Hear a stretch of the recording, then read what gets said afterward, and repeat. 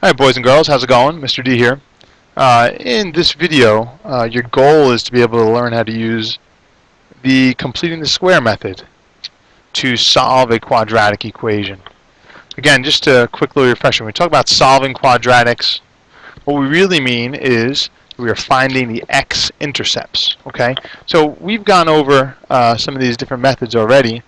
Um, Right here in the red, we've talked about these. We know how to graph parabolas, but it's inaccurate. We're just sort of guessing when we look at the x-intercepts.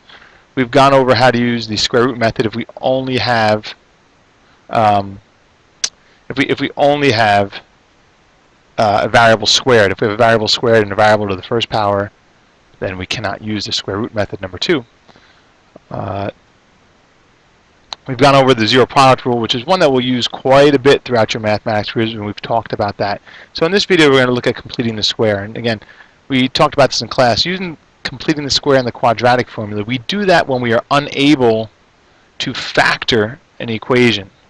Okay, so let's just jump right in. We'll take a look at some of these, and we'll go over the steps and copy it down here. So completing the square.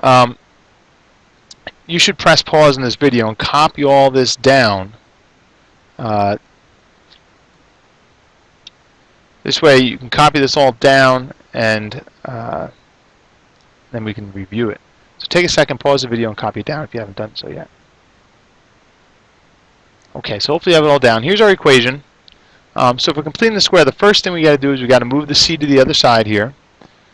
All right, now on my computer I can't write this any differently with the program, but really when I say b over 2, what we really are saying is b divided by 2. So you got to cut b in half and then square it. Okay, that's what we're talking about here in step 2. So our b in this case is 8. If you cut that in half, it's 4, and 4 squared is 16. So we'll add 16 to both sides here. Okay, 180 plus 16 is 196. Now, if you go back to chapter 8, this is a perfect square trinomial. The a is a perfect square. A is 1.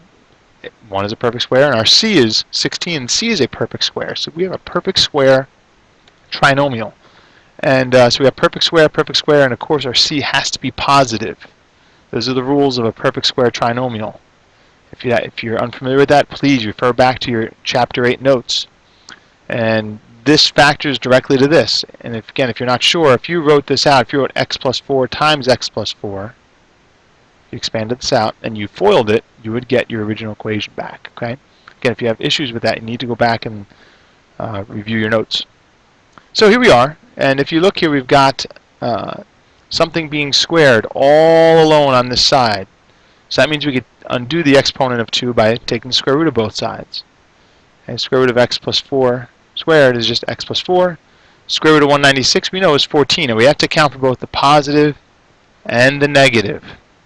Okay, so we make two equations, and we just solve for x. So x equals 10, and x equals negative 18. So if we graphed this equation, well, the x-intercepts would be x equals 10 and x equals negative 18. Okay, so let's take a look at another example.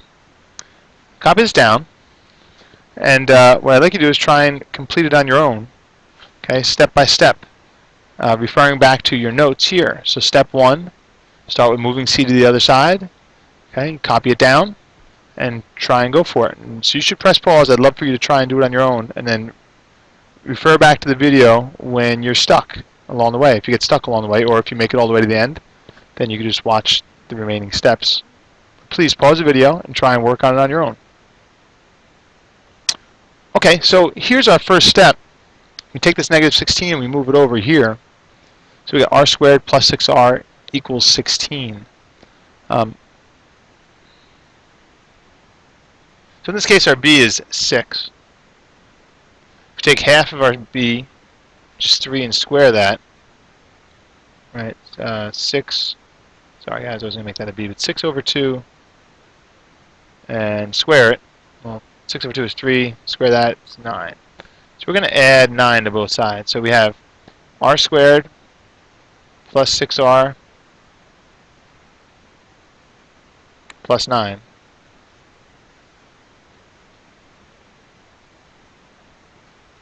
equals 16 plus 9. So we've got our perfect square trinomial here. 9 is perfect square and 1 is perfect square. So we can write that as r plus 3 squared, quantity squared. All right, and this is going to equal 25. Okay, so now we have something being squared all alone on this side. Take the square root of both sides. All right, square root of r plus 3. Now quantity is squared equals square root of 25. Well, we know the square root of 25 is plus 5 or negative 5, and we know this is going to be r plus 3. So let's make our two equations. R plus 3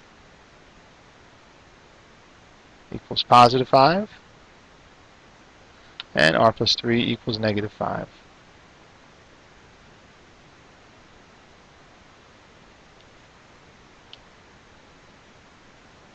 Right now we just solve for r. So here we subtract 3 from both sides. We get r equals 2. And subtract 3 from here, we get r equals negative 8. Okay, now some of you that are really attentive to this may say, hey, Mr. D, you know, we didn't need to do completing the square. We could have factored this out and just done it that way. And you're right, we could have, but we're trying to work on completing the square method, so that's why we did it that way. Sometimes when we do completing the square method, this number here will not be a perfect square, in which case then you've got to use the Heron's method, which we reviewed in class already. So still end up with two numbers. You know, for example, we did the square root of 80, and we got it to be approximately 8.94. Then you would have positive 8.94 and negative 8.94. Okay, so hopefully this helps you out with some completing the square. What I'd like you to do is in the book, you can do page 579, 13, 14, 16, and 18. Again, page 579, 13, 14, 16, and 18. And the only one where you should have to have a non-perfect square would be number 14. Right, number 14, you have to use Heron's method. Everything else should be perfect squares there when you take your square roots here at the end. Okay, but please use completing the square for those 4 problems, even if you can factor them out. I'd like you to please use completing the square. Okay, I hope this helps, and see you guys soon.